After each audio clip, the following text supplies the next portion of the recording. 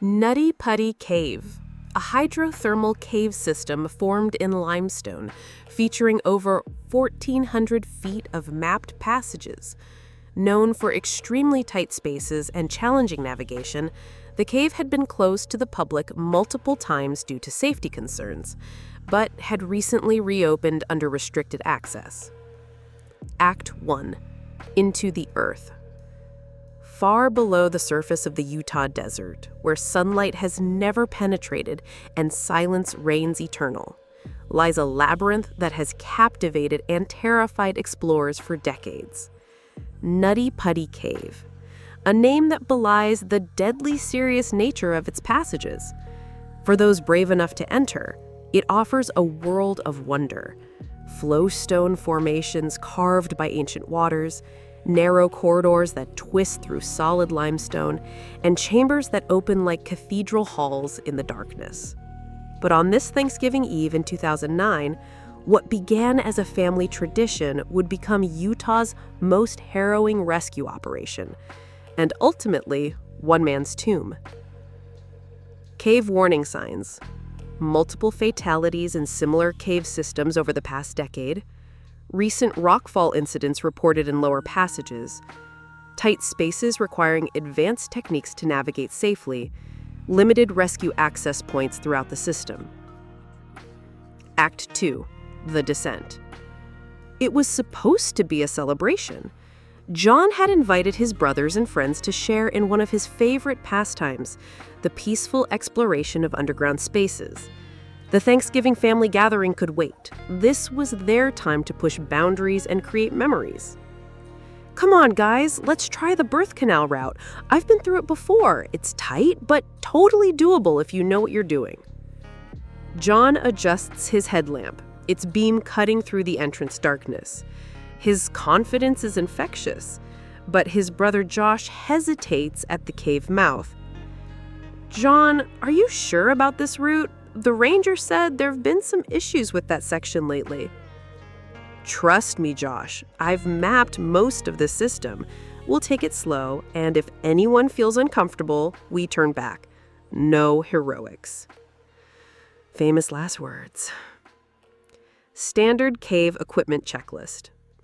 Primary LED headlamp, 200 plus lumens, 2 backup light sources, climbing helmet with chin strap, knee and elbow pads, emergency whistle, first aid kit and emergency food, 50 plus feet of rescue rope, emergency space blanket, communication device if available, and cave survey map and compass. The fun where the challenge becomes irresistible. Each tight spot conquered feeds the desire to push just a little further. I can see it opening up ahead. Just need to get through this section. Those were the last words John would speak as a free man. The physics of his predicament were brutally simple. The passage narrowed from 18 inches to 10 inches over a span of just 3 feet. John's shoulders, measuring 19 inches across, had compressed enough to squeeze through the upper section, but now the walls held him like a vice. Entrapment mechanics. Body position. Head down at 70-degree angle, arms pinned at sides. Compression points, shoulders, chest, and hips, creating 3-point contact with rock. Gravitational effect. 190-pound body weight pulling downward into the narrower section. Respiratory impact. Chest compression reducing lung capacity by approximately 40%. Circulation. Blood flow restricted to lower extremities within 20 minutes. At first, John tried to remain calm. This was just another tight squeeze. He'd navigated dozens of them over the years. He attempted to push forward, thinking he could compress his shoulders just a little more and slip through to the opening he believed lay ahead. There was no opening ahead. The passage ended in solid rock just 4 feet from where he lay trapped. Guys, I think I'm stuck. I can't move forward, and I can't push back up. The first tendrils of panic crept into his voice. Behind him, his brother Josh tried to assess the situation, but the passage was too narrow for anyone else to reach John's position. "Okay, John, don't panic. Can you try rotating your shoulders? Maybe if you exhale completely." "I've tried that. Every time I try to move, I just slide down further. The rock, it's got me pinned." And then came the realization that would haunt everyone present for the rest of their lives. John Jones, 26 years old, medical student, husband, and father, was trapped 300 feet underground in a space so narrow that rescuing him might be physically impossible. The cave had claimed him, and it would not easily let him go. Act 4. Against all odds. Hour 1 through 3. Initial panic and assessment. Josh immediately began the emergency protocols. Cell phone coverage was impossible 300 feet underground, so he and the other cavers had to make the agonizing journey back to the surface to call for help. This meant leaving John alone in the darkness for over an hour. "John, we're going to get help. Stay calm. Keep talking to us as long as you can hear us. We'll be back with a rescue team."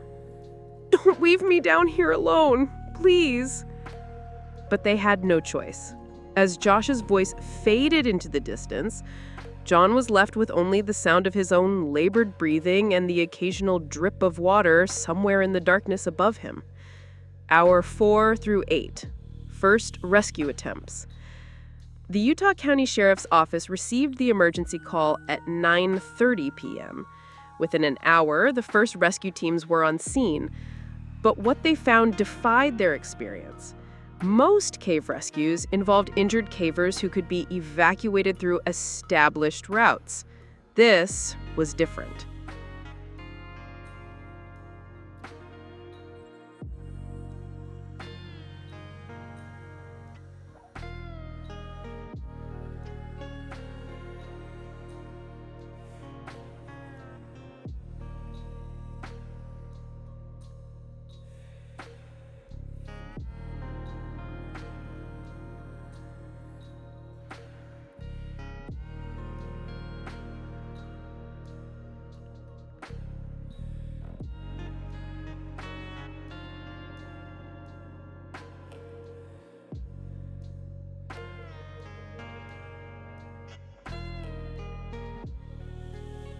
Rescue team composition. Utah County Sheriff's Office, 6 deputies and rescue coordinators. Wasatch County Search and Rescue, 12 specialized cave rescue technicians.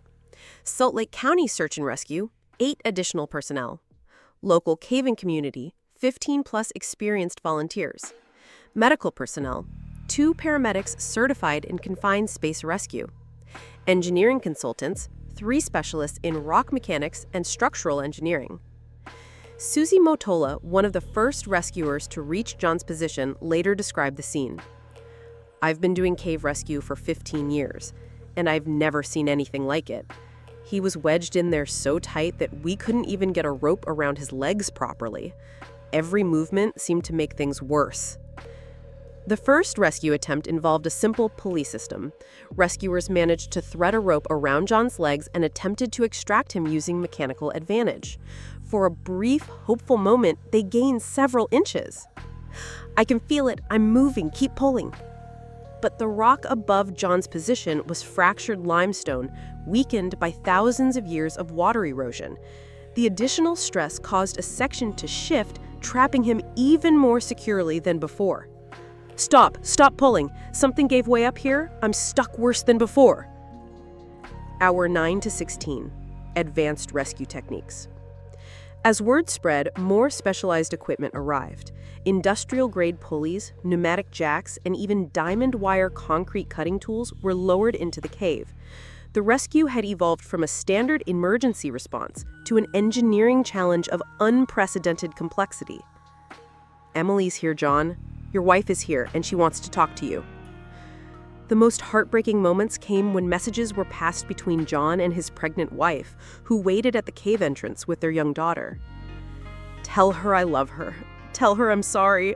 I just wanted to show Josh something cool. She says she loves you too, and that you'd better come home because Elizabeth keeps asking for Daddy. But as the hours stretched into the second day, John's condition deteriorated rapidly. His inverted position was causing blood to pool in his brain and upper body. His speech became slurred, his responses slower. Hours 17 to 24. Desperate measures.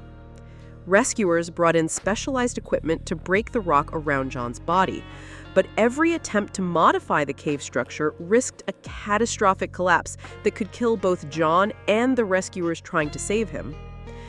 Medical deterioration timeline. Hour 6, elevated heart rate, mild disorientation. Hour 12, significant circulation issues, numbness in extremities. Hour 18, difficulty speaking, signs of cerebral pressure. Hour 24, periods of unconsciousness, irregular breathing. Hour 27, cardiac arrest. Ryan Schertz, a rescuer who spent hours in the tight passage trying to save John, later said, "We tried everything. We had ropes, pulleys, jacks, airbags, but the cave just wouldn't let him go. It was like the earth itself had decided his fate." Act 5. Love in the Darkness.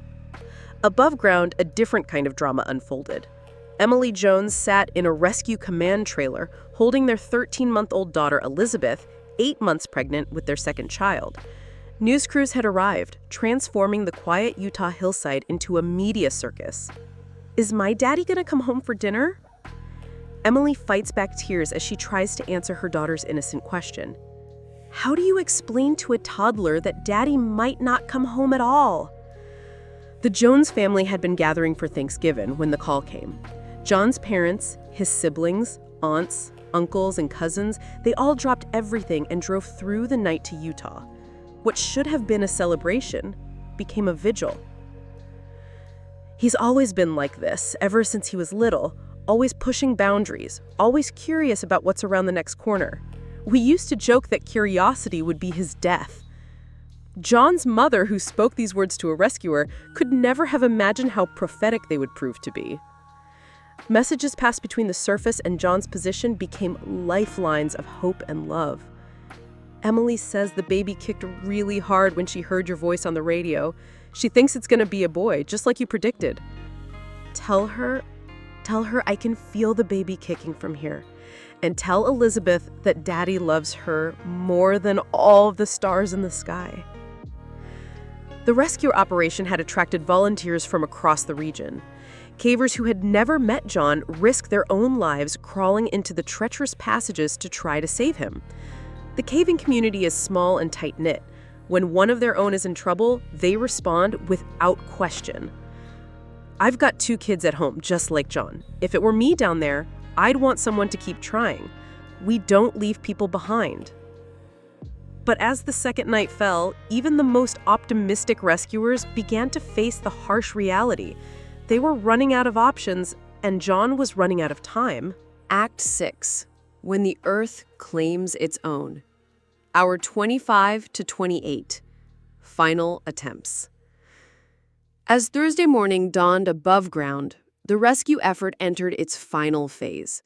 John's vital signs, monitored through sophisticated equipment fed down the narrow passage, showed dangerous irregularities. His body, suspended upside down for over 24 hours, was shutting down. "John, can you hear me? We're going to try one more time with the pneumatic system. Just hang on a little longer." There was no response. John had lost consciousness several hours earlier.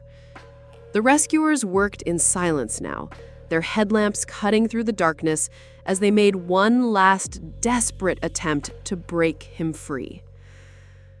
11:57 a.m., November 25th, 2009. The cardiac monitor, its electronic beeping having become a constant soundtrack to the rescue operation, suddenly went flat. The sound that had represented hope and life for 28 hours went silent. "We've lost him. John's gone." The words, spoken quietly by the lead paramedic, seemed to echo through the cave system itself. After 28 hours of non-stop rescue efforts, John Edward Jones had died 300 feet underground, trapped in a space barely wider than his own body. The decision to end a rescue operation was agonizing. Rescuers had risked their lives for over a day trying to save a man they'd never met. Some had been underground for 16 hours straight. They had given everything they had. I want everyone to understand we did not give up on John. We pushed this rescue to the absolute limit of what's possible. Sometimes, despite our best efforts, the Earth doesn't give back what it takes. The ceiling. Recovering John's body proved impossible without risking additional lives and potentially destabilizing the entire cave system. After consultation with the family, engineers, and cave rescue experts, a difficult decision was made.